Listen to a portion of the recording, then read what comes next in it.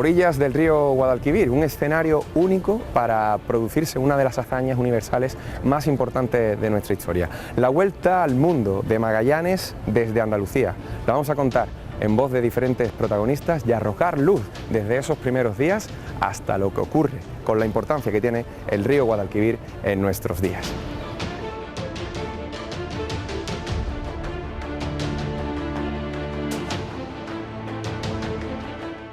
Un 10 de agosto de hace 500 años comenzaba en Sevilla un viaje ya soñado por Cristóbal Colón. Alcanzar el lejano oriente y las Islas de las Especias. La vuelta al mundo de Magallanes desde Andalucía. Este viaje, iniciado por Fernando de Magallanes en 1519, terminaría por convertirse, 3 años después, en el viaje más largo de una era. La primera vuelta al mundo concluida por Juan Sebastián Elcano y los hombres de la nao Victoria en 1522.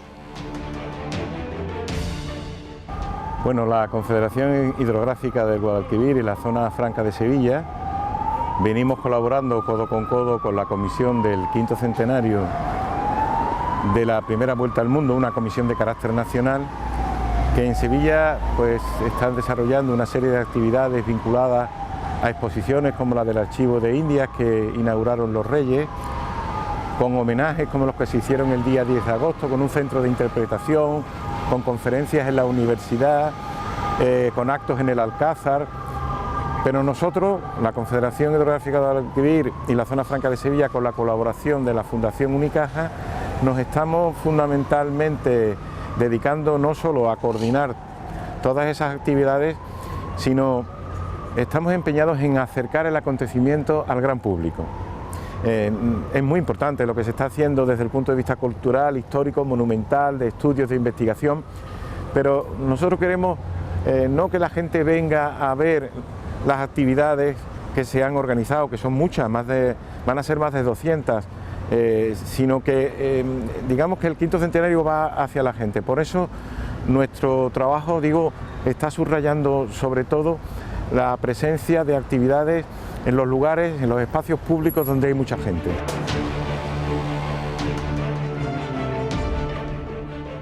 Nuestro punto de partida lo iniciamos con Alfredo Sánchez Monteseirín, delegado del Estado para la Zona Franca de Sevilla y además nombrado bajo la dirección de la Delegación del Gobierno comisario coordinador de los actos conmemorativos de esta efeméride.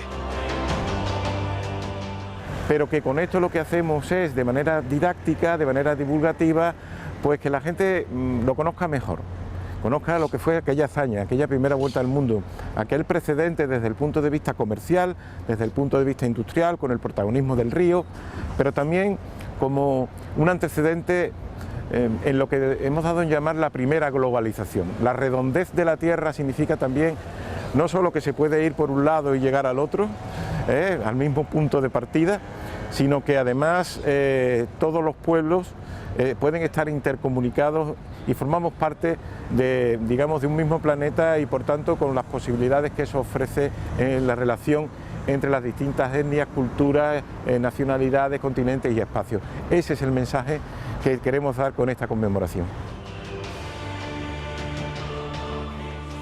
Se busca, por tanto, acercar al público que transita por la ciudad en diferentes puntos, como la estación del AVE Santa Justa o el aeropuerto de Sevilla, y que se acerquen al acontecimiento de una manera itinerante y participativa. Y no nos vamos a ir de las orillas del río Guadalquivir, porque ahora recibimos a Antonio del Junco. Él es escritor de la historia de Sevilla y tiene una publicación, es El agua que habita Sevilla y la conduce al mar. Antonio. Exactamente, un título muy rebuscado, pero tiene toda su intencionalidad. Pues realmente yo hablo del Guadalquivir. El Guadalquivir es un río larguísimo que nace en Jaén. Hay quien dice que en Cazorla, hay quien dice que más al norte. Cañadas, ¿no? Vamos a decir que nace en Cazorla. Ajá. Aunque hay estudios que dicen otras cosas, pero bueno. Es un río con mucha historia, con mucho recorrido, pero yo quiero hablar del río que habita Sevilla y que realmente nos lleva y la conduce a la mar Océana, la que hizo que Sevilla fuera la capital del mundo, que fuera la puerta y el puerto de las Américas, de las especierías, de Filipinas, en fin, el agua que nos lleva, la avenida principal de Sevilla, la que nos lleva hasta Sanlúcar y hasta el mar. La Sevilla de aquel entonces y en torno al río Guadalquivir no todo eran luces, también hubo momentos de oscuridad. Sevilla fue lo que sería Londres o Nueva York hoy en día, o hace pocos decenios, pero llegó un momento muy claro y muy preciso en la historia, que es 1717, en la que el rey decide que toda esa exclusividad pasaba a Cádiz. Entonces Cádiz se hizo con el comercio de las Indias.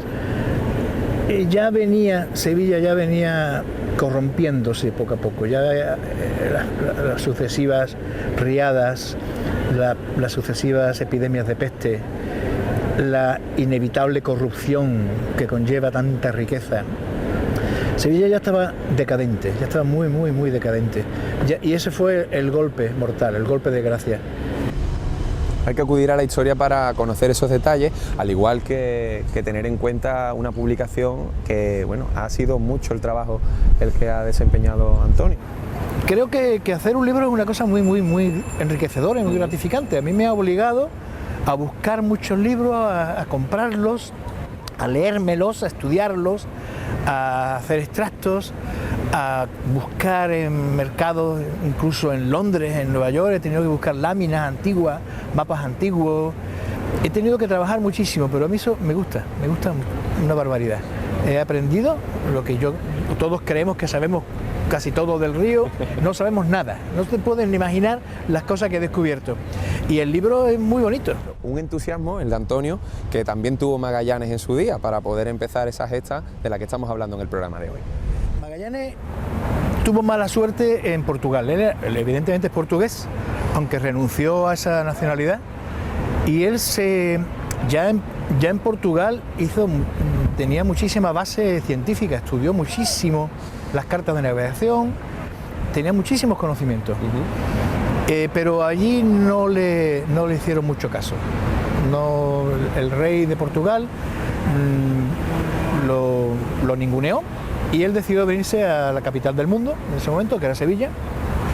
Se hizo gran amistad con el que era el teniente de alcaide de los reales sitios, que eran las atarazanas, que están ahí, y el alcázar, que en ese momento tenían las personas responsables, eran las mismas. Y fue acogido, le presentaron al rey, también hubo un obispo, que en este momento no recuerdo de qué ciudad. Una especie de ministro de la época, ¿no? Sí, que le ayudó. El rey se tomó muchísimo interés y decidió que saliera de Sevilla una expedición, porque él defendía la idea de que había una ruta para para navegar la tierra, circunnavegar la tierra a través de Sudamérica, o sea, siempre yendo hacia el oeste. Decían que era imposible porque tendría que haber bajado hasta el Cabo de Hornos, hubiera sido muy costoso, pero él defendía que se podía hacer esa ruta. En efecto, lo hizo, le costó la vida, le costó 4 naves y le costó en torno a 220 vidas, y fue una hazaña extraordinaria. El legado japonés en Coria del Río y uno de sus aspectos más llamativos que ha ido sembrando en el tiempo en los habitantes de este lugar no solamente son sus rasgos físicos, es también su apellido, Japón, y tiene principal relación con este descubrimiento.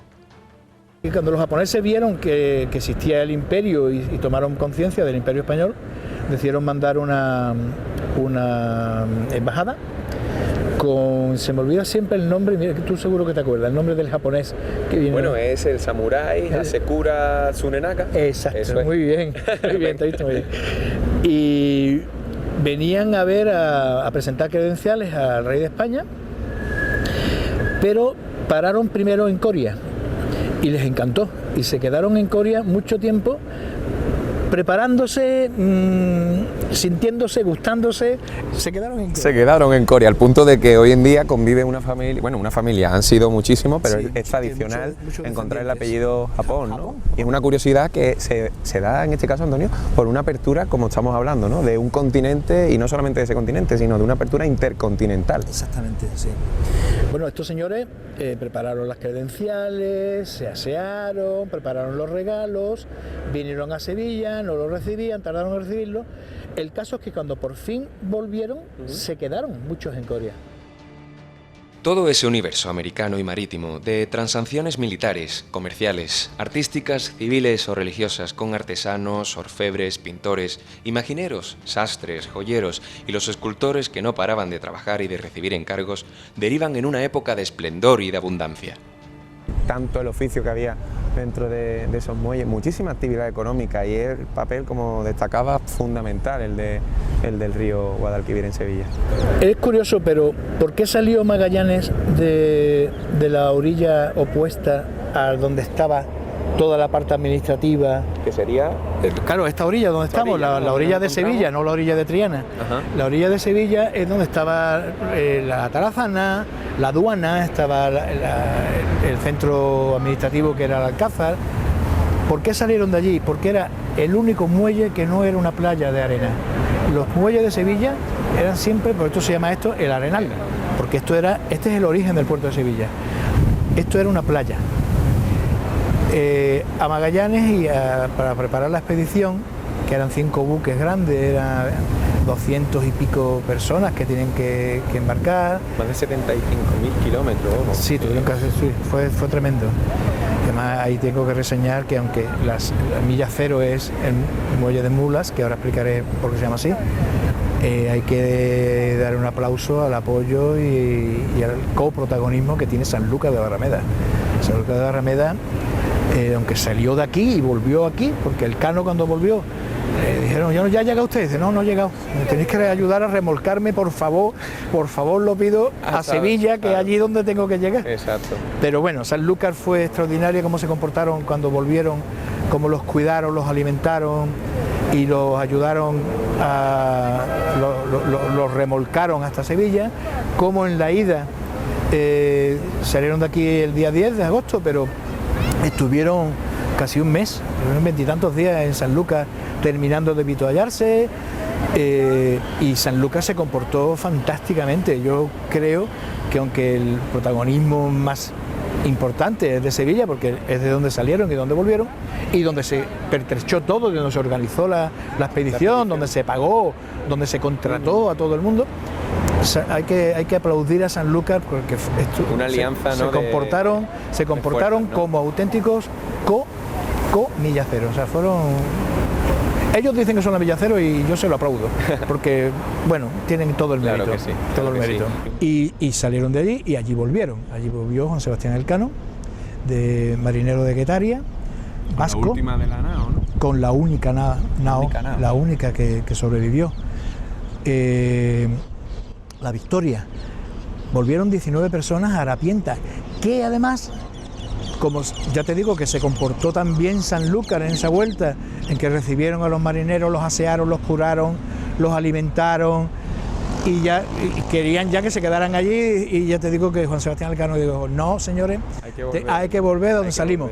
Y él volvió, que podía haber vuelto al Arenal y hubiera sido más cómodo, volvió ahí, porque además salieron con sus harapos, pidieron que les devolvieran sus harapos para llegar así a Sevilla, volver tal y como querían volver, con lo que les había costado, con lo que le habían sufrido, e inmediatamente con esos harapos, que apenas les cubrían, fueron a dar gracias a la parroquia de la Virgen de la Victoria, que ya no existe. Mucha gente piensa que fueron a Santa Ana, allá a Triana, pero no, fueron a otra iglesia que ya no está. He leído que se llamaba de varias maneras, me parece que se llamaba Nuestra Señora de la Victoria, y ellos quisieron ir a dar gracias allí. Después fueron a la catedral, fueron a la capilla que sigue estando en el mismo sitio, de la Virgen de la Antigua, patrona de los marineros, dieron gracias ya con todas las autoridades, con el rey, con los obispos, en fin, ya. Pero lo primero que hicieron ellos fue bajar con toda humildad para dar gracias de haber vuelto vivos los 19. No solo participan los habitantes del lugar, existen organismos que se encargan de mimar cada detalle, en nuestro caso del río Guadalquivir. Joaquín Páez Landa es el presidente de la Confederación Hidrográfica del Guadalquivir. Analizamos con él la importancia del río desde aquel momento. Comenzó una gesta con una escala en Sanlúcar, en Cádiz. Comenzó esa gesta que transformó el mundo de manera radical. Se podría decir que a partir de ese momento comenzó el mundo moderno. Una gesta de 250 hombres, 5 naos, 14.000 leguas. 14.000 leguas son 2 vueltas al mundo actualmente. Es decir, se habla de la vuelta al mundo, pero realmente los kilómetros que realizaron fueron los equivalentes a 2 vueltas al mundo. Y esos kilómetros, esa travesía, bajo mi punto humilde de vista, fue el comienzo de la globalización. El comienzo del intercambio de ideas, el comienzo de romper las barreras del conocimiento, que había un non plus ultra que impedía desplazarse hacia el oeste, pues esa navegación siempre hacia el oeste, además de descubrir nuevas rutas comerciales, descubrió una nueva manera de ver el mundo, una manera de ver el mundo sin barreras. Con lo cual, bueno, fue esa globalización de la que estamos hablando ahora, y esa nueva barrera del conocimiento puso al mundo en funcionamiento de otra manera. La cuenca hidrográfica del río Guadalquivir tiene una extensión de más de 57.000 kilómetros y se extiende por 12 provincias pertenecientes a 4 comunidades autónomas, de las que Andalucía representa más del 90% de la superficie de la demarcación. La población de la demarcación del Guadalquivir asciende a más de 4 millones de habitantes, según el padrón del Instituto Nacional de Estadística. Un papel clave, el de la Confederación, para entender la gestión y el aprovechamiento de todos sus recursos en la actualidad. Lo intentamos poner de relieve actualmente, gestionando bien el agua del río y las oportunidades que tiene el agua del río. Todas las ciudades que tienen la suerte de tener un gran río, muchas veces históricamente han vivido a espaldas del río. ¿Por qué? Porque el río les ha supuesto problemas en cuanto a inundaciones y demás. Ahora, desde la modernidad, intentamos que el río sea una oportunidad, una fuente de oportunidad, una corriente de agua de oportunidades. El Producto Interior Bruto de la agricultura en Andalucía tiene que ver con el regadío, que es el usuario en cuanto al 96% del agua que se usa del río Guadalquivir, el 96% es agua de agricultura. Entonces, bueno, eso supone riqueza, eso supone oportunidades, supone economía.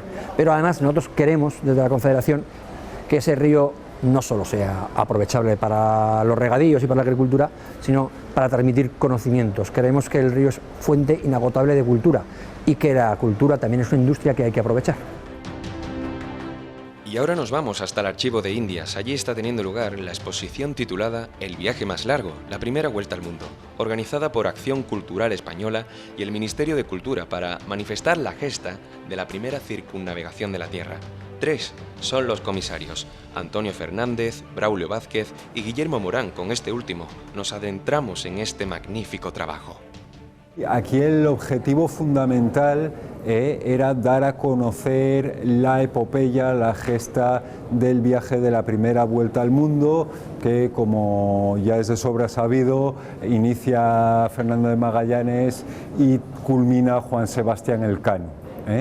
Queríamos darlo a conocer no fijándonos exclusivamente en una de estas dos figuras, ni siquiera en las dos, sino intentando poner en valor toda una serie de protagonistas o coprotagonistas de esta hazaña que tuvieron una importancia decisiva en la misma y que hoy en día pues no son tan conocidos, o por lo menos no son tan conocidos del gran público. Entonces, en la muestra vamos a encontrar a Magallanes, por supuesto, vamos a encontrar a Juan Sebastián Elcano igualmente, pero también muchos otros personajes como Gonzalo Gómez de Espinosa, Cristóbal de Haro, Ginés de Mafra o el anónimo piloto genovés. Una labor única, trabajar desde el archivo para hacer atractivos documentos con medio siglo en sus tintas. Una proeza también la de estos archiveros y comisarios. El problema con los documentos antiguos, a la hora de integrarlos en una exposición que está orientada al gran público, es que son difíciles de interpretar, y en realidad vistos desde fuera, como se suele decir, visto uno, vistos todos, ¿no? Entonces, para presentarlos y hacerlos atractivos al gran público, en primer lugar hemos seleccionado realmente los que hemos considerado esenciales, unos pocos, no consiste en abrumar a nadie, y luego hemos procurado explicarlos muy bien y contextualizarlos muy bien e incluir en la muestra toda otra serie de objetos, documentos gráficos, audiovisuales, esculturas, etcétera, que los complementen y los expliquen, sobre todo para conseguir un discurso expositivo atractivo y que pueda interesar a todo el mundo. El edificio del Archivo General de Indias en Sevilla y construido bajo el reinado de Felipe II, concebido por Juan de Herrera, acoge esta muestra que, como curiosidad a los habitantes, se inicia como el propio viaje, una vez entren en el vestíbulo, hacia la izquierda. Los visitantes, cuando estén en este vestíbulo, tienen que ir a la izquierda, que es por donde empieza la exposición. Tienen que recordar que para dar la primera vuelta al mundo navegamos hacia occidente, ¿no? Entonces a la izquierda. Una vez que, claro, el edificio se distribuye en torno a un patio central, las galerías tienen esta forma circular, por así decirlo, es una planta cuadrada, y entonces digamos que aprovechando esta arquitectura del edificio, hemos reproducido de esta forma la vuelta al mundo, de manera aproximada, ¿no? A lo largo de las galerías, a la mano izquierda del visitante, se va a encontrar con una serie de audiovisuales, esculturas, la ruta de los barcos, representaciones de los barcos, etcétera, que lo que pretenden es transmitir un poco la dimensión subjetiva de estos navegantes de principios del siglo XVI, de estos protagonistas de la que sin duda es la mayor hazaña marítima de todos los tiempos.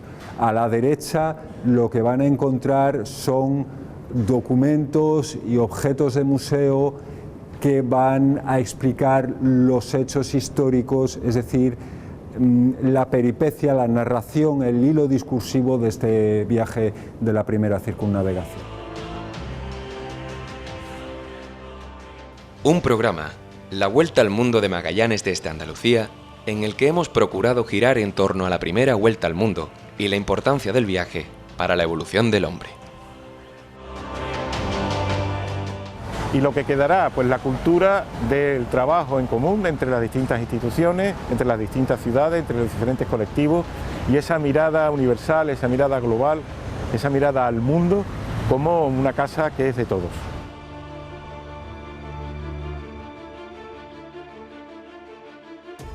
Que nos sirva para reflexionar en cuanto a lo que supuso y a lo que un río puede suponer.